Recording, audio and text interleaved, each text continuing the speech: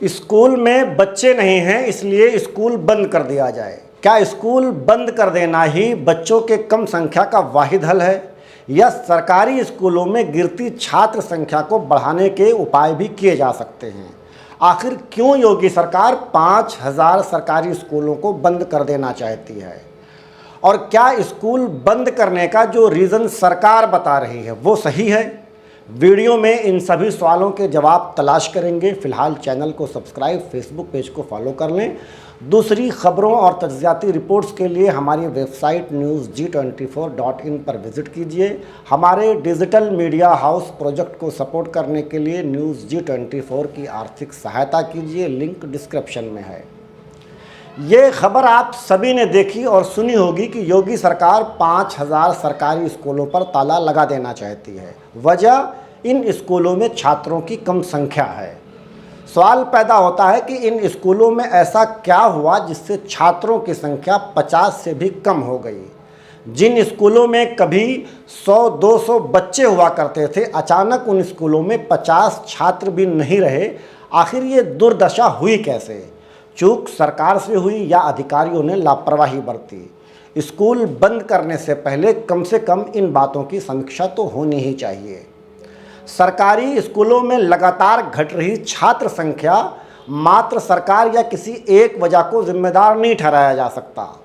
सरकारी स्कूलों के तबाही के लिए सबसे पहले सरकार खुद जिम्मेदार है। डेटा रिसर्च से पता चलता है कि पिछले 10 वर्षों में एक बार भी सरकारी स्कूल में टाइम से किताबों की सप्लाई नहीं की गई। हिंदुस्तान टाइम्स की एक रिपोर्ट के अनुसार साल 2022 में 2 करोड़ किताबें 6 महीने बाद भी छात्रों तक नहीं पहुंचाई गई। साल 2023 में QR कोड से किताबों के वितरण का प्रयास किया गया, लेकिन फिर भी किताबें सही टाइम पर छात्रों तक नहीं पहुंच सकीं। educationworld.in की एक रिपोर्ट कहती है कि साल 2024 में किताबों की सप्लाई में देरी को लेकर इलाहाबाद हाई कोर्ट को मदाखलत करनी पड़ी। इसके बाद भी तमाम छात्रों तक किताबें नहीं पहुंच सकीं। इसके अलावा फाइनेंशियल एक्सप्रेस की रिपोर्ट के मुताबिक सरकारी स्कूलों में तकसीम होने वाली किताबें स्क्रैप डीलरों के ट्रक में पाई गईं। किताबें छापा खाने से निकलकर सीधा रद्दी में चली गईं। ये इस बात का पक्का सबूत है कि सरकारी स्कूलों की साख गिराने में विभाग ने बड़ी मेहनत की होगी। यूपी सरकार ने पिछले 5 वर्षों में एजुकेशन बजट 64,805 करोड़ से बढ़ाकर 1,01,693 करोड़ कर दिया, लेकिन सुविधाओं के नाम पर सरकारी स्कूलों में ना छात्रों के बैठने की उचित व्यवस्था है, ना ही मुनासिब क्लासरूम। अध्यापक हैं तो बच्चे नहीं, बच्चे हैं तो टीचर नहीं, टीचर हैं तो किताबें नहीं। एक ही कमरे में 2-2, 3-3 क्लासें चल रही हैं। बाई चांस अगर सारी सुविधाएं मिल भी जाएं तो सरकार टीचरों को पढ़ाने नहीं देती। सरकार अध्यापकों से 32 दूसरे ऐसे काम लेती है जो पढ़ाने के अलावा हैं।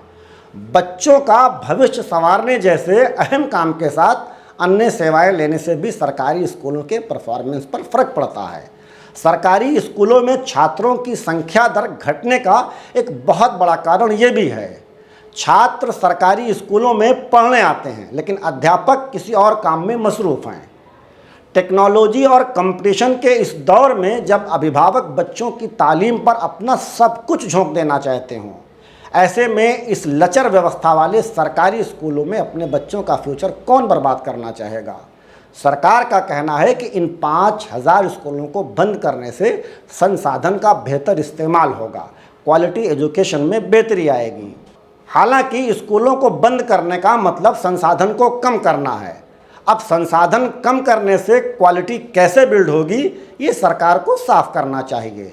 एक्सपर्ट की माने तो सरकार के फैसले से तकरीबन 1,35,000 सहायक अध्यापक और 27,000 हेडमास्टरों की नौकरियां खतरे में पड़ सकती हैं। हालांकि हुकूमत ने इस बात का यकीन दिलाया है कि इस फैसले से किसी की नौकरी पर कोई खतरा नहीं पड़ेगा। नेशनल स्टूडेंट ऑफ इंडिया का दावा है कि इस फैसले से 27,000 से ज़्यादा गांव क्षेत्र के स्कूलों पर बुरा प्रभाव पड़ सकता है। ग्रामीण क्षेत्र में स्कूलों के बंद होने से ड्रॉप आउट फीसदी में ज़बरदस्त इजाफा होगा। स्पेशली लड़कियां इससे सबसे ज़्यादा प्रभावित होंगी। सरकारी स्कूलों को बंद करने से प्राइवेट स्कूलों को बढ़ावा मिलेगा, जिससे एजुकेशन और भी महंगा और मुश्किल तरीन हो सकता है। सरकार भले ही स्कूलों को बंद करने के लिए छात्रों की कम संख्या और क्वालिटी एजुकेशन बिल्ड करने को वजह बता रही हो, लेकिन ऐसा नहीं है। दरअसल सरकारी स्कूलों में छात्रों की गिरती संख्या दर पिछले कई सालों से एक बड़ी समस्या रही है। अखिलेश यादव के दौर में भी छात्रों की कम संख्या एक बड़ा मुद्दा था, लेकिन पिछले कुछ वर्षों में ये मामला अब नासूर बन गया है। ऐसा भी नहीं है कि सरकार ने छात्रों की संख्या बढ़ाने के प्रयास नहीं किए। पिछले साल योगी सरकार ने गैर मान्यता प्राप्त मदरसों को बंद करा के वहाँ के बच्चों को सरकारी स्कूलों में ट्रांसफ़र करने की हर मुमकिन कोशिश की, लेकिन संविधान के खिलाफ जाकर धार्मिक इंस्टीट्यूशंस को बंद करा पाने में सरकार नाकाम हो गई। कुछ मदरसों को बुलडोज और बंद कराने में जबरिया सरकार को कामयाबी ज़रूर मिली, लेकिन बंद किए गए मदरसों के बच्चे सरकारी स्कूलों के बजाय प्राइवेट पाठशालाओं में चले गए या फिर ड्रॉप आउट हो गए और सरकार की बनी बनाई मुहिम फ्लॉप हो गई। अब भी सरकार की नीयत मदरसों के ताल्लुक से ठीक नहीं है। मुमकिन है कि सरकार दोबारा नई ऊर्जा के साथ मदरसों के खिलाफ कार्रवाई का आगाज़ करे।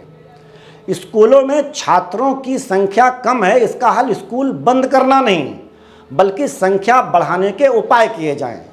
अब ये कौन सा लॉजिक है कि गले में खराश है तो गर्दन ही मार दी जाए।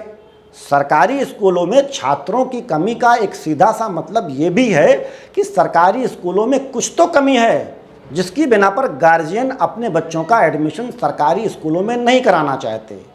आखिर क्या वजह है कि फ्री सर्विस होने के बावजूद भी अभिभावक पेड सर्विस की तरफ भाग रहे हैं?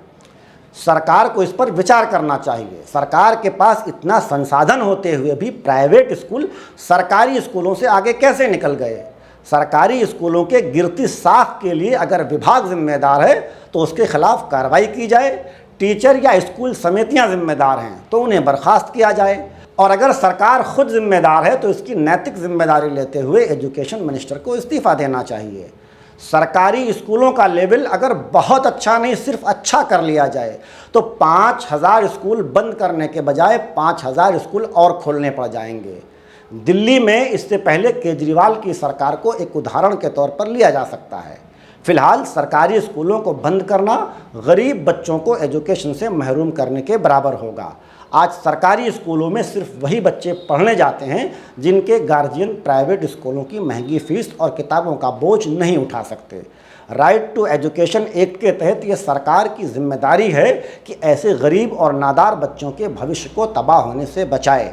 स्कूलों को बंद करने के बजाय उनके सुधार के उपाय करें। फिलहाल हमारी ये वीडियो आपको कैसी लगी कमेंट करके हमें ज़रूर बताएं। शुक्रिया।